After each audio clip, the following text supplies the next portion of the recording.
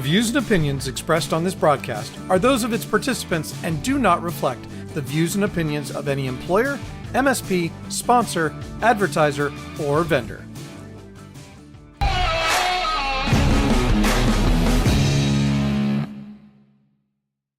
Welcome back, All Things MSP crew. This is your live stream for November 20th, 2024. Now, this is a recorded episode tonight because it just so happens to be one of those rare occasions when my beautiful bride does not have a Wednesday night obligation.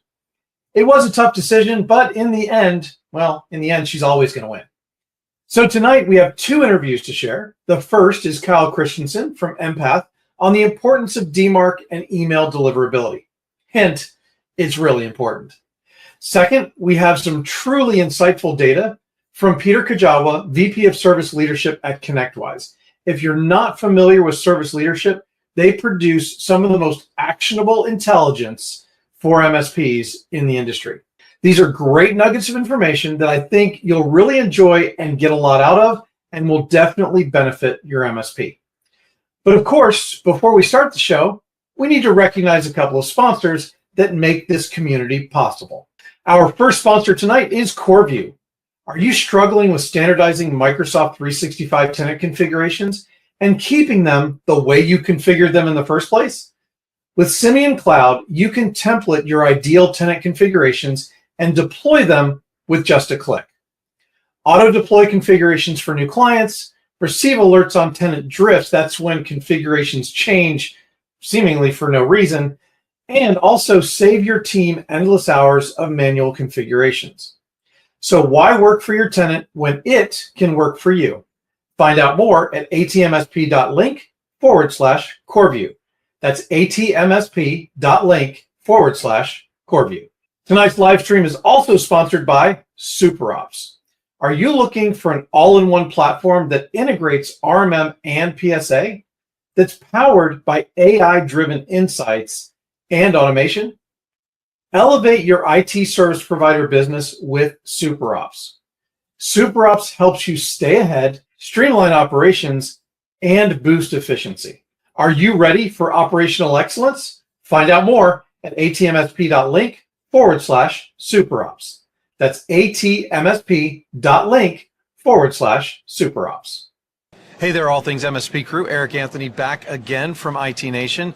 Some great video content this week, and we love when vendors get involved. And of course, Kyle is here. Kyle, you're with Empath, but we're actually here to talk about DMARC.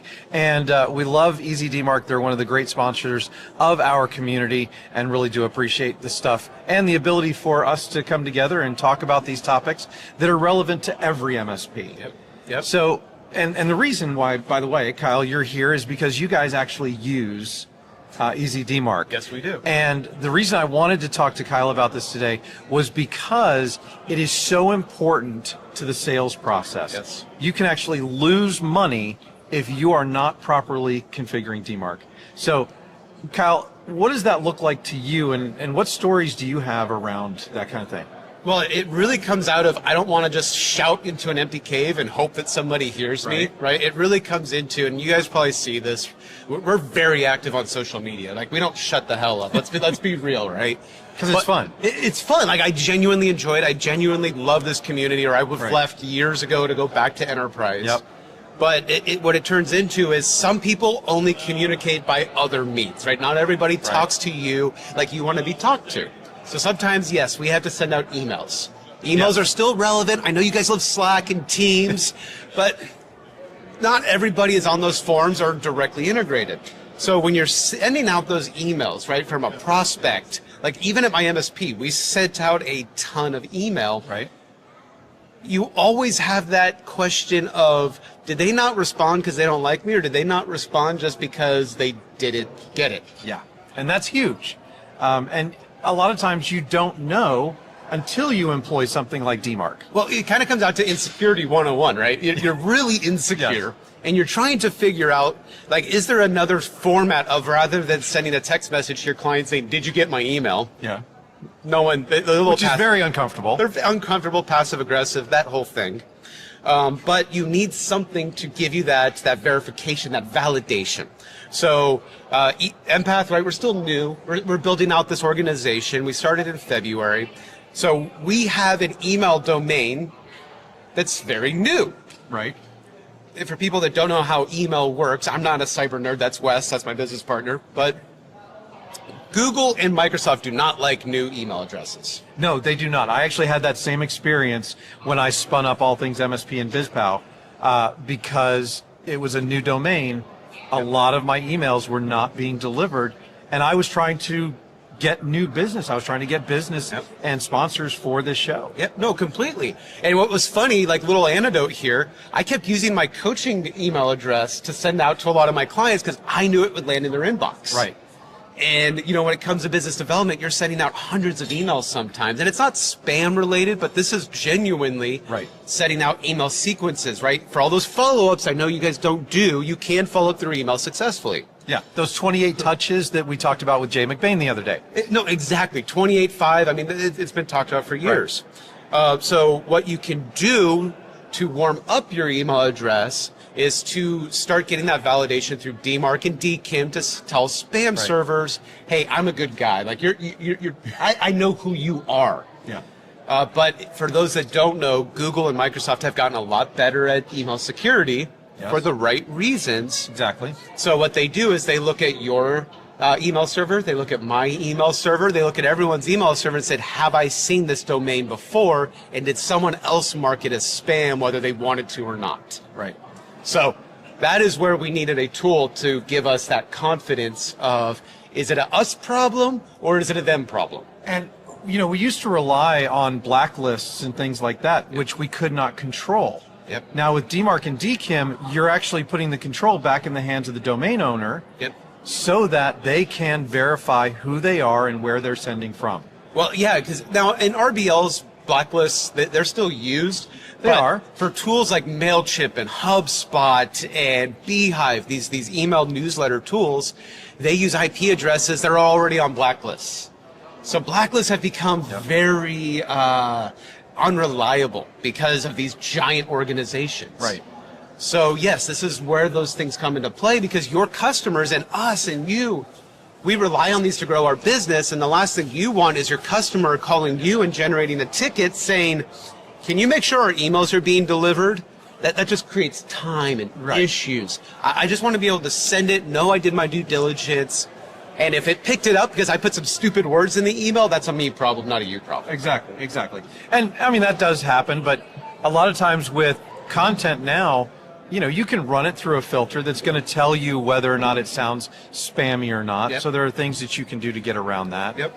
And, you know, this is so important. Have you ever seen a circumstance where somebody actually lost a lot of money by not having this in place and losing those prospects? Yeah. Both of my organizations is a great example. I had one person that was literally a customer. They're a very big MSP. When I say big, I don't mean like big as in like 30 employees. I'm talking like 3,000 employees. Right. I'm very good friends with the CEO, and I literally texted him saying, dude, why do you keep ghosting me? And he goes, I'm not ghosting you. He's like, dude, you pissed me off, but not for those reasons. Not enough to like actually ghost you. And so I say, like, can you have one of your engineers look to see if your spam filter just locks it up? It was getting blocked at such a high level in their email security stuff that he wasn't even getting it on the digests. And by the way, this wasn't just the emails. This was the calendar invites even. Yeah. So if you're in Exchange, calendar invites come in as an email. It goes through your spam filter. So I was having emails declined from a 3,000 person MSP. And this, you know, kind of goes to, it's not just about sales either. It's about all of the operational emails that go back and forth. A lot of companies have not upgraded from email communications. You know, quotes go out, requests for proposals go out. And if those aren't being delivered, it creates a huge problem for a lot of different aspects of the business. Well, and there's a lot of generations where they want like the PDF attachment for the invoice or the quote, right? A lot of spam filters don't like attachments now. That's another check mark of don't trust this thing. So there's all of these things that you have to consider, which comes full circle into why I really wanted to get a tool to help me with this validation, because there's other things on the other side of the market of do these email servers trust me? Which means I need to send out more email. And what's really neat, especially on Easy DMARC, is you can actually do warming up to say, hey, let's send out 50 emails every single day to make sure that that's a normal behavior. Yeah. Well, that's really cool. I actually didn't know you could do that. Yeah, I don't know if it's a new feature or not, but they turned it on for me, and I went, cool, and I clicked the button. The next thing you know, I was emailing a bunch, but, you know, but what it really comes down to, and like, if there's big value for an MSP here, is your customers aren't these types of nerds. They're not you or I. Right. And when you're having these conversations with them, they may say things like, oh, you know, our email, like their marketing team especially, oh, our email deliverability is at 4% this month. That should be signs to you that you can add value to them somehow that directly impacts the growth of their business. And now you're truly in a partnership, not an abusive relationship. Exactly. And that's one of the things that Easy DMARC, easy for me to say, right? Does very well. Yeah.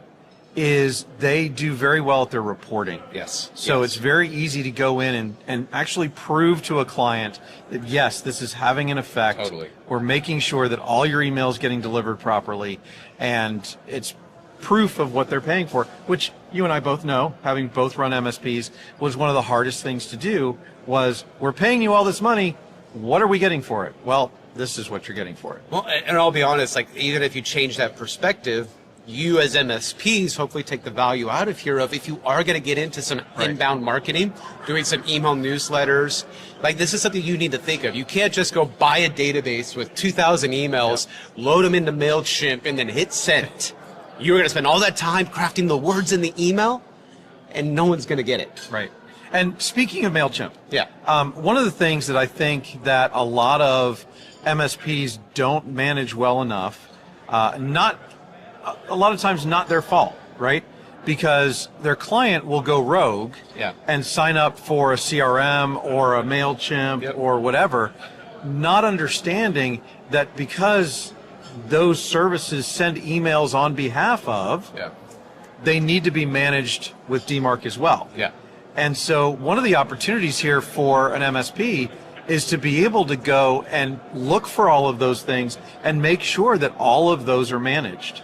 Yep. And what's funny is if you start to inquire about these things, you're going to learn about how your customers do business. Right. And there's a good chance a lot of your customers do business better than you do when it comes to biz dev. Like, let's be real. I say that not offensively, just anecdotally, that you might find out in your market, like your area of wherever you live in the world, they like this form of communication, these types of events, these types of engagements.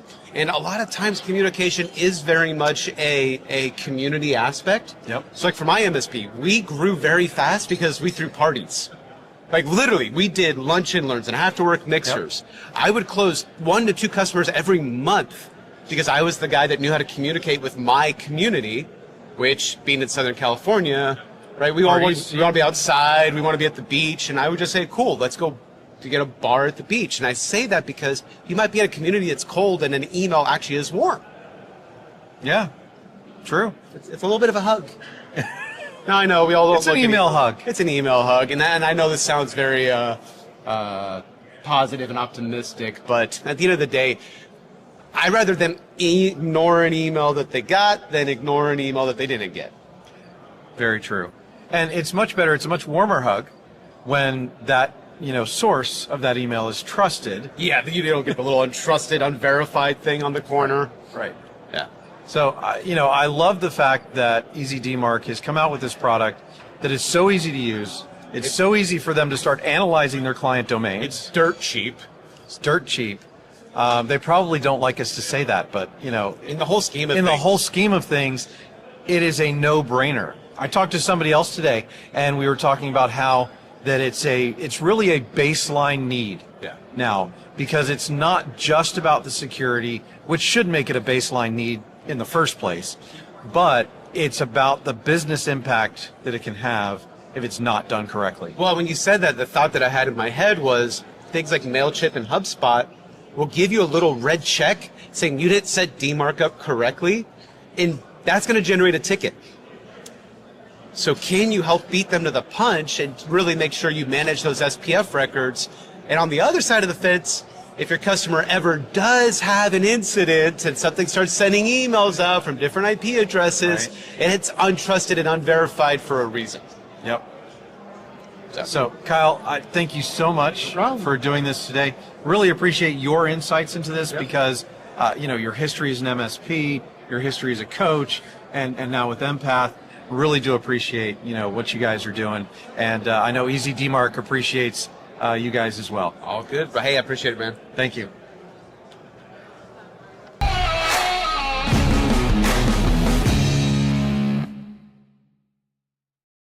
Hey there, All Things MSP crew. I am here with Peter Kujawa from ConnectWise. Peter, you're no stranger to this show. We've had you on a couple of times now. And love talking. IT Nation Secure, I think, was IT Nation Secure, and we actually did one IT Nation Connect last year.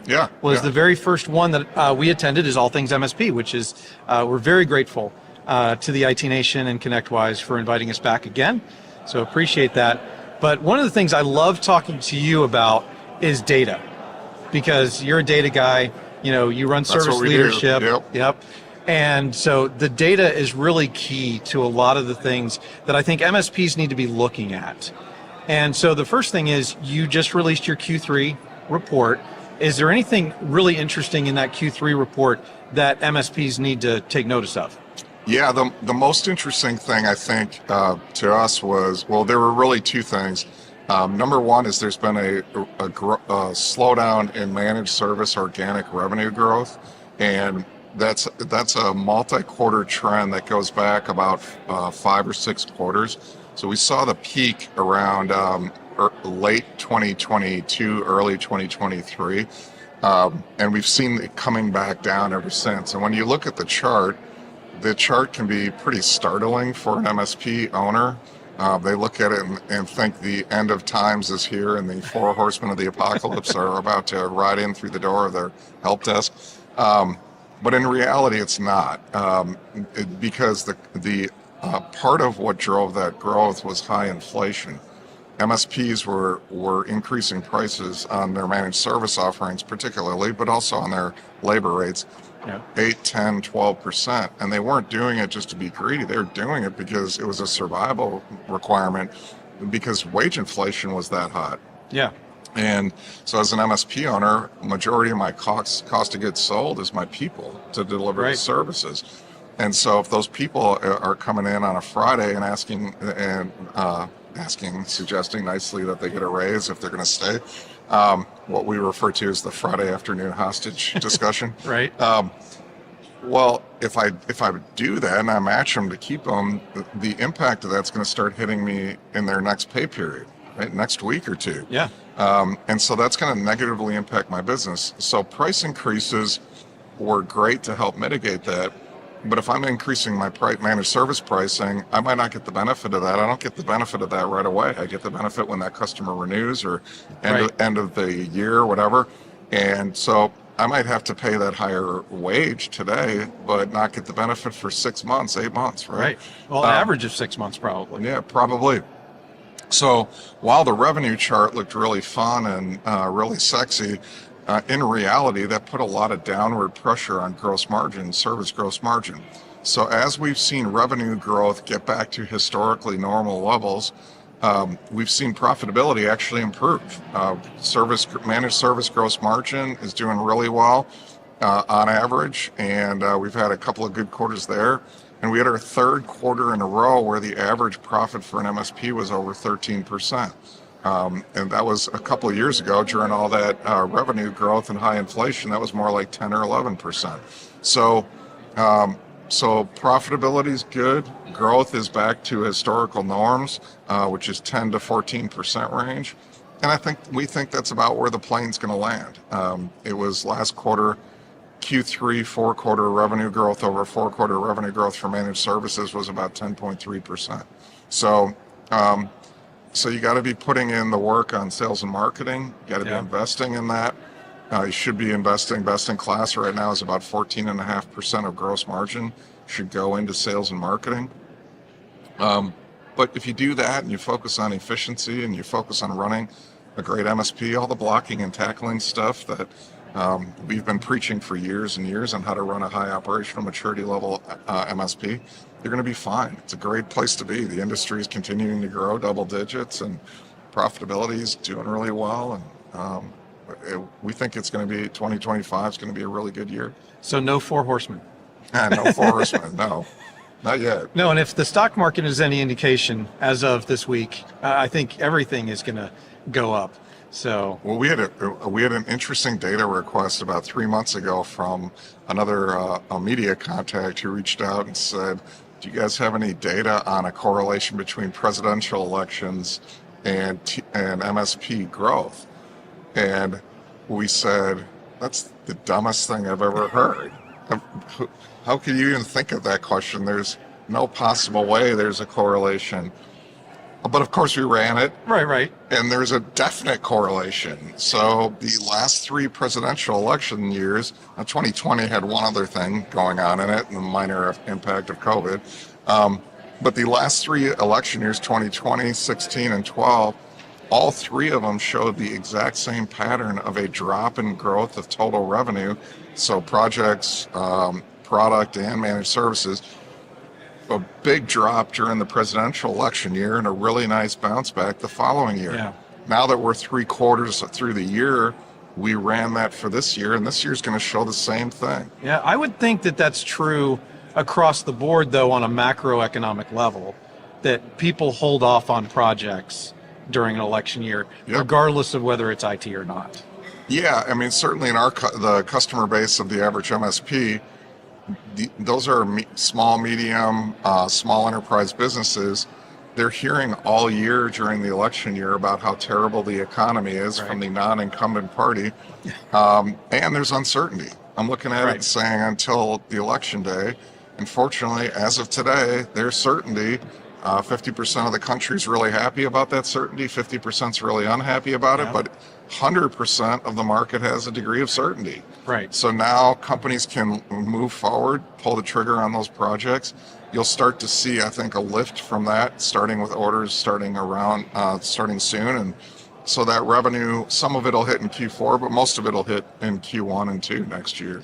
But we think next year will be a good year. Plus interest rates, if the Fed continues to cut rates, that should fuel the economy as well. So the MSPs need to prepare for this and make sure that they're ready to handle this influx of sales and marketing, because it's going to take sales and marketing to get those projects, unless they were things that they can revisit. And that's another thing, is they're going to need to go back to their closed lost opportunities over the last 12 months and try and revive those, because there's a good chance that now that that certainty is in place, that those projects have a better chance of coming back to life. Yeah, if the MSP is doing QBRs, as the name strongly suggests, quarterly, they should be doing IT roadmaps with their customers. They should have a good handle on what projects that customers held off on, and be able to really go back and have those discussions again. There's probably a comfort level.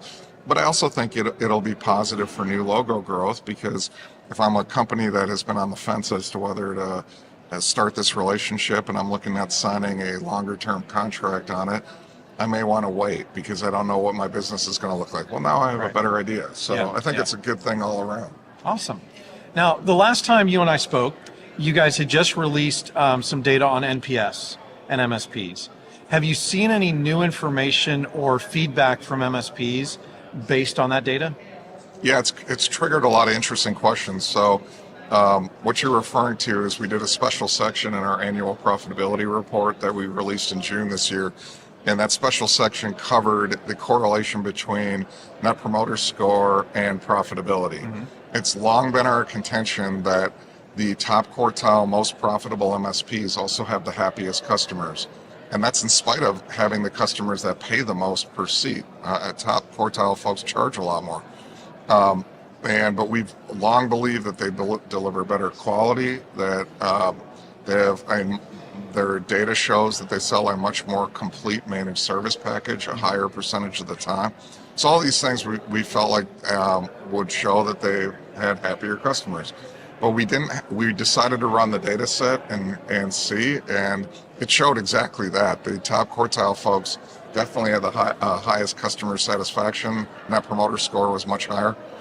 the interesting nuance that's triggered the most questions is that when we went a layer deeper and we looked at specifically service gross margin and we correlated that to net promoter score, what we found was that if you have a net promoter score, it ranges from at worst a minus 100, at best it's a positive 100. So if everybody gives you a 1 to a 6, in other words, everybody's a detractor, Right. you'll be a negative 100. If everybody gives you a neutral, a 7 or an 8, you'll be a 0. If everybody gives you a 9 or 10 as a promoter, you'll be a positive 100. So a good score for net promoter is about a 50-ish. Yep. You see companies like Apple and Costco in that 50, 60 range. Our data showed that anybody under a 10 net promoter score also had really bad service gross margin. That those tend to be chaos factories. They're probably selling a really low-priced offering, so their gross margin's low, their quality's low, their customer satisfaction's really low. But when you got up to about a 10 to a 20 and up to then about a 50 to 60, in that range, gross margin went way up. So, but what was interesting and has led to the most questions is once there's a point of diminishing returns, once you get to a 60 or higher, gross margin actually goes down even though customer satisfaction's off the charts. And so the lesson of that is that if you're going to do crazy things to drive CSAT, if you're going to staff to have somebody live picking up a call 24 hours a day or within 30 seconds every time somebody calls, regardless of how busy, you can do all these things and your customers will probably be happier, but you need to charge for that, and there's a point to which it's hard to do that. So those guys who have that MPSs that are in the 70, 80, 90 score, you can do that. And again, you want to make sure you're charging for that. But the other thing you need to look at is if you're going to maintain equivalent profitability, you need to trim costs in other parts of the business. So if I'm delivering that kind of CSAT, for example, well, I shouldn't need as high of sales and marketing budgets because I should be getting a lot more referrals. Right. And so, and that's a strategy. That's a perfectly good strategy.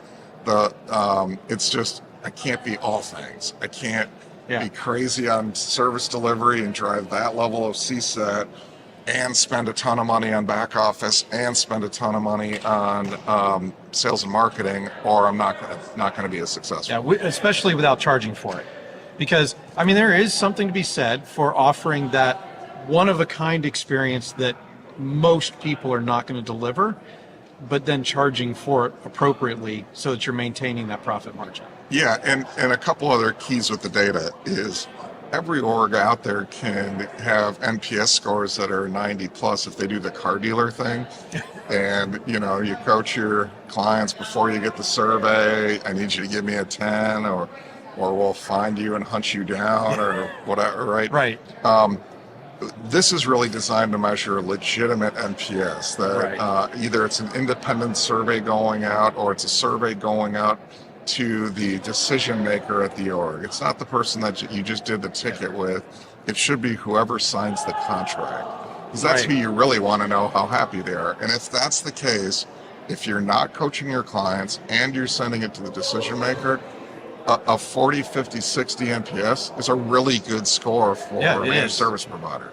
It is. It's even in other industries, that is a top level score. You bet. So it's not saying to dog it, to not try to deliver really good customer service. Do it. A 40, 50, 60 is really good customer service. But yeah, that's right. Yeah. And then you guys have one more thing coming up, and that is your compensation report that you do. Yes. And right now you're collecting information for that. What kind of information do you guys collect for that? We collect data on total compensation, what we refer to as TAE, which is targeted annual earnings or total annual earnings, depending on who you talk to. But we want to know, we have over 60 different common positions for MSPs that we benchmark. So help desk positions, level 1, 2, 3, service desk manager, dispatcher, project manager, project coordinator. We have different engineer positions, security engineer. But we also collect sales and marketing, account manager. We can, and so they're going to enter in a few things. They enter in for each position total compensation. They enter in what percentage of that compensation is tied to variable comp, and we provide a lot of data on that to say, based on the level, what should you be tying to variable compensation. We ask questions about things like, this year we're asking about attrition rates for those positions. And so they're going to enter them in by geo, and when they get the report has information by geo specific, so they can see by years of experience, what do people make. It's a really, really good way to get a handle on, am I paying too little or am I paying too much in some cases. And for MSPs, this is 80% of your cost of goods sold is your people expense. You better get it right. Yep. And so that report, we do it every year now. It's been a really, really highly praised report. We've heard great feedback on it. Every year we add some new positions to it to capture new data. And anybody who submits their data into the system will get a free copy of the report. It's normally $2,000. It's open till the end of November, and you do not have to be a current client of Service Leadership or ConnectWise to submit your data. Anybody can do it and get a free copy of the report. That's a great deal, because I really think that, you mentioned it, that labor expense is their biggest expense. It's also one of their most variable expenses, because people come and go. They have to hire when they don't expect to have to hire, and sometimes they have to hire somebody at a higher price than the person who left. Yep. So there's so many dynamics here that if you have, if you're armed with the data to be able to make decisions better and faster, I think an MSP, especially an MSP that's focused on growth, can really leverage a report like that to be on the ball and make decisions a whole lot faster. And, delays in hiring can kill you. Yeah, and also it's a retention tool. If you're not paying your people at the right level, somebody else will. And we also have guidance in there on incentive compensation, and what's really unique that Service Leadership's able to do that nobody on the earth can do, because we collect profitability data. We correlate profitability by quartile to how compensation is getting done. So there's a lot of information in there that'll say differences like the best in class last year paid 2 to 3 times as much of a percentage of total annual earnings in incentives as the bottom quartile. Bottom quartile paid more, and they had less of it tied to incentive comp. And so we have all of that information in there, and we explain it all in the report. It's well worth the time to do it. Absolutely. I mean, it sounds like it's worth the $2,000 and well worth submitting your own information to get it for free. For sure. Yeah. Now, when do they have to submit their information by to get the report? Our portal has been open. By the way, anybody, I would suggest anybody watching go to LinkedIn and follow Service Leadership on LinkedIn. We advertise these as all these things come out. But the portal opened up at the beginning of October, and it'll stay open until the end of November. Okay. And so right when the portal closes, we will spend the next week running an early look at inflation data, and we will send out the other value add. Anybody who puts their data will get a free short report, about 10 pages, in December, second week of December, that'll give our view on what it'll look like next year. And so that's really helpful for budgeting. Right? Okay. That sounds great, and I'll put all the links and all of that down in there so that they can just click on it and go to it and do that. And really do appreciate you offering that to the All Things MSP community, and absolutely appreciate you coming on again and sharing data, because to me, this is how MSPs really need to learn to grow, is to lean on that data. Yeah, absolutely. The model, it's not like when I got into the business running an MSP in 2010. We were all trying to figure out, is this even a viable business model? All you can eat, and people were like, "Are you crazy? You're going to business model? What's a business model?" And we didn't know how to price it. We didn't know what our margin should be. And so these days, all of that's available. And so the number one advice I have for any MSP out there is benchmark. Know how you compare to the industry, and know what things should you be working on. And my close corollary to that is join a peer group.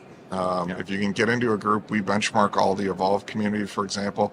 If you can get into a group, not only will you be benchmarking, but you can learn what everybody else is doing in the group, get guidance back, and this is a great industry.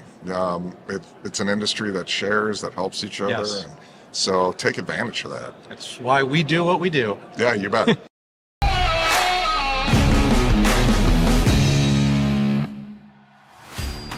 Hey, thanks for watching All Things MSP Live. You can reach me, Eric Anthony, at eric@allthingsmsp.com. If you're a guest, if you're a vendor, if you want to sponsor the show, let me know.